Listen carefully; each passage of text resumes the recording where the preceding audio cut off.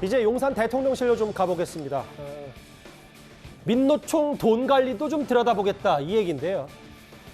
화물연대 운송 거부 사태, 이걸 법과 원칙으로 대응해서 결국 백기를 받아낸 거 아니냐. 윤석열 정부에 대한 여러 평가들이 있었습니다. 근데 윤석열 정부가 이참에 노동개혁까지 밀어붙일 태세입니다. 화면부터 보겠습니다. 파업기간 중 발생한 불법 행위에 대해서는 끝까지 책임을 물어야 할 것입니다. 산업 현장에 만연한 조직적인 불법 행위 또한 확실히 뿌리 뽑아야 합니다. 제 임기 내 불법과의 타협은 없을 겁니다. 개혁이라고 하는 것은 인기 없는 일이지만 회피하지 않고 반드시 우리가 해내야 합니다. 2023년도는 3대 개혁, 즉 노동, 교육, 연금 개혁의 원년으로 삼아 각 부처가 개혁 정부의 추진력을 확보할 내용을 담을 예정입니다. 윤석열 정부의 확고한 철학과 정체성을 보여주는 업무 보고가 될 것으로 기대하고 있습니다. 위원장 의원님, 네. 사실 윤 대통령의 노동개혁 강조, 최근에 지지율 상승, 지지율이 좀 오름세 추이에 여러 원동력 중에는 화물연대 파업에 대한 이제 원칙 대응이 주요했다, 뭐 이런 평가도 있었는데, 오늘 일부 보도를 보니까 참모들에게 노동개혁 못 해내면 용산에 있을 이유가 없다, 꽤 명확한 발언을 했다고 전해지거든요. 굉장히 아마 윤 대통령 입장에서는 단호한 결의를 일단 밝히지 않은가 싶습니다. 왜 그러냐면 이 노동개혁은 결국 경제 문제, 사회 문제와 다 연결되어 있습니다. 예. 지금 우리나라 외국 자본들이요, 우리나라에 왜 투자를 기피하냐 물어보면 첫 번째 꼽는 게 바로 노조 때문에 그렇다고 합니다. 예. 요즘 또 리쇼링이라고 그래서 해외에 나갔던 우리 공장들을 다시금 불러들이는 정책들을 펴고 있지 않습니까? 미국이 특히 그렇게 하고 있죠. 미국이 예. 다들 이제 불러들이는데 예. 우리나라는 오지 않는다고 합니다. 왜냐하면 이 대한민국 와서 노조 때문에 도저히 할 수가 없다. 단적으로요. 지금 기아자동차 노조 이 공장을 증설하려고 그래요.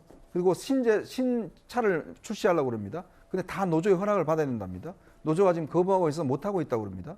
지금 건설 노조, 지금 건설 현장마다 다 막아서서 자기 노조 사람 쓰지 않으면 공사를 못한다라고 하고 있습니다.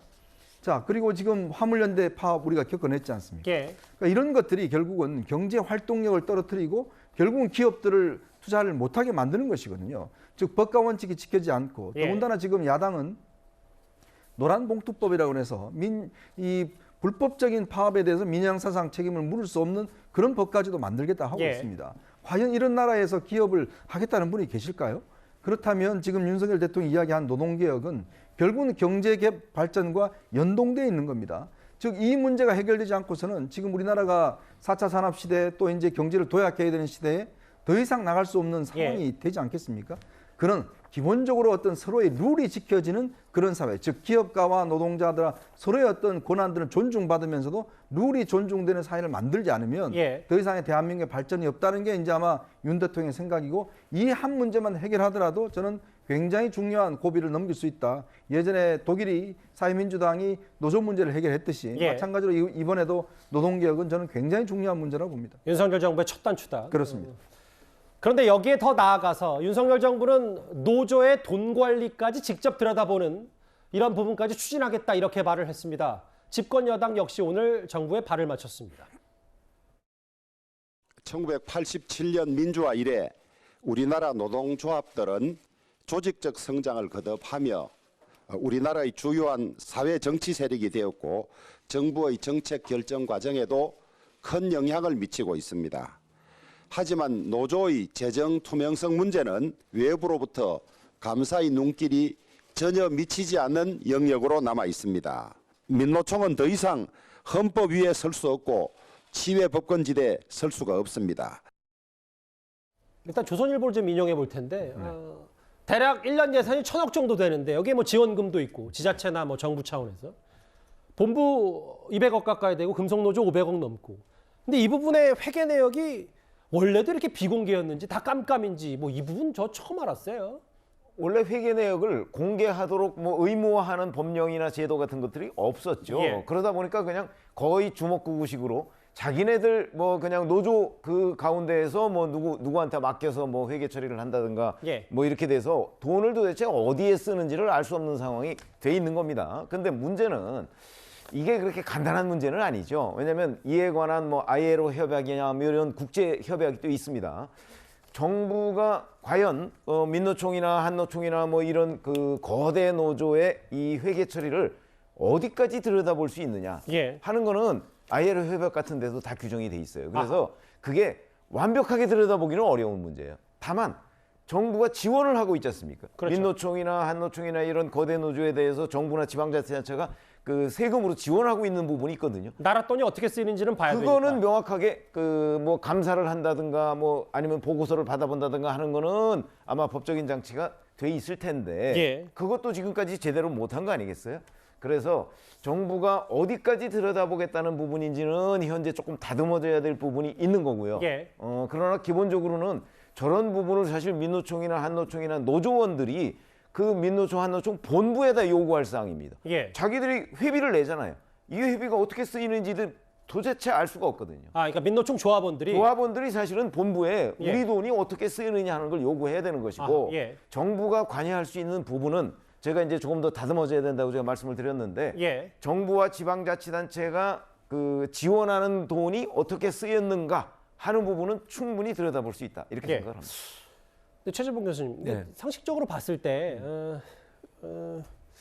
이 정도 투명성이 없고, 그러니까 물론 뭐 이런 정부의 기본적인 정책에 대해서 민노총 측이나 현장 노조 측은 노조는 자주성, 자율성이 제일 중요한데 정부가 이래라 저래라 간섭할 문제는 아니다라고 반박하고 정부의 이런 정책을 비판하고 있는데 사실 근데 이제 노조의 자주성과의 돈 관리는 별개 아닙니까? 만약에 나라 돈이 물론 뭐 그럴 일은 없었겠지만 만약에 잘못 쓰였다면 들여다볼 권리는 정부에 있는 건 아닌지 이건 좀 어떻게 받아들이세요? 그렇죠. 만약에 국민의 세금이 들어가거나 나라의 예산이 들어간 부분이 있다면 그 부분에 대해서는 관리 감독할 수 있죠. 들어갑니다. 들어가는 당연히 게. 그래야 되죠. 그러니까 제가 말씀드리고 싶은 것은 예를 들면 정부 예산이 들어가거나 아니면 예. 세금이 투여되는 부분이 있다면 그 부분이 잘 쓰여졌는지를 정부가 관리하거나 아니면 감독할 수 있는 권한이 있다고 봐요, 저는. 그리고 만약에 그게 잘못 사용됐다면 거기에 대한 책임도 져야 되겠죠. 다만 노조원들이 내는 것은 노조원들이 항의를 해야 되는 문제이죠. 만약에 이게 잘못 쓰여졌다면. 그러니까 지금은 전제로 하는 것이 만약에 지금 뭐 예를 들면 지금 여당 얘기하는 것처럼 노조가 모두 다 잘못됐다고 얘기하는 전제를 깔면 안 된다고 저는 보고 만약에 그런 일이 있다면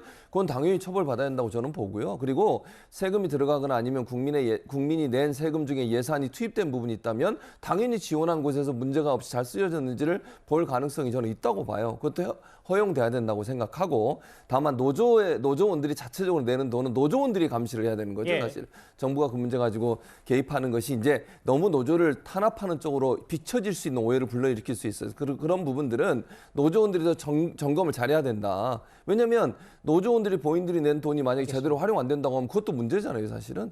그런 부분에 있어서는 투트랙으로 가되 만약에 국가의 세금이 지원되는 곳이 있다고 하면 그것에 대해서는 국가가 제대로 쓰였는지를 확인할 필요가 있다고 보여집니다. 최용 위원님하고 최 교수님 말씀처럼 어쨌든 정부가 좀 세밀하게 다듬어서 이 부분 어떻게 민노총 돈이 쓰여졌는지 이 부분까지 좀 들여다보겠다는 게 계산이 좀 있는 거. 아니 근데 이런 예. 거 하나는 기본 전제가 있어야 돼요. 노조의 회계가 투명해야 되는 건 맞죠. 그럼요. 그렇잖아요. 이게 이제 정부 돈을 어떻게 썼느냐, 회원들의 회비를 어떻게 썼느냐 이런 것들을 이게 돈에 무슨 꼬리표가 있는 게 아니기 때문에 구분해서 확인을 하려면 회계의 투명성은 기본이에요. 근데 이제 지금까지 상황이 근데 불투명한 지금 거에 대한 투명성 전제. 자체가 없다고. 그러니까 그래서 문제 의식이 있었던 그런 거죠. 거죠. 예. 일단 화물연대 파업 이후에 윤석열 정부가 원칙 대응을 했는데 그 이후에 이렇게 노동개혁 밀어붙이고 있습니다.